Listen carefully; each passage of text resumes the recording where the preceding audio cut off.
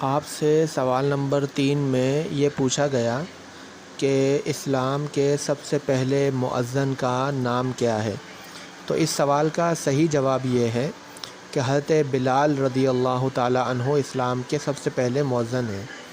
حضرت بلال بن رباح المعروف بلال حبشی رضی اللہ تعالیٰ عنہ رسول اللہ صلی اللہ علیہ وآلہ وسلم کے مشہور صحابی تھے۔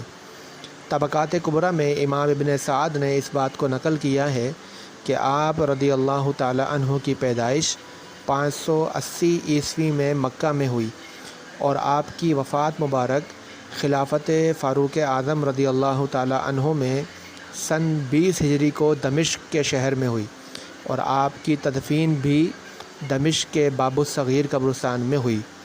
آپ اسلام کے پہلے مؤذن تھے۔ آپ کا شمار اسلام لانے والے پہلے چند افراد میں ہوتا ہے۔ نبی پاک علیہ الصلوۃ والسلام کے زمانے میں آپ بیت المال کے خزانچی بھی تھے اور نبی پاک علیہ الصلوۃ والسلام کے ہمراہ بہت سی جنگوں میں شریک بھی ہوئے۔ نبی پاک علیہ الصلوۃ والسلام کے وصال مبارک کے بعد بھی حضرت بلال رضی اللہ تعالیٰ عنہ نے چند مرتبہ اذان دی۔ ایک مرتبہ جناب خاتون جنت سلام اللہ علیہا کی فرمائش پر، لیکن شدت غم سے بلال نے ناچار اذان کو ناتمام چھوڑ دیا۔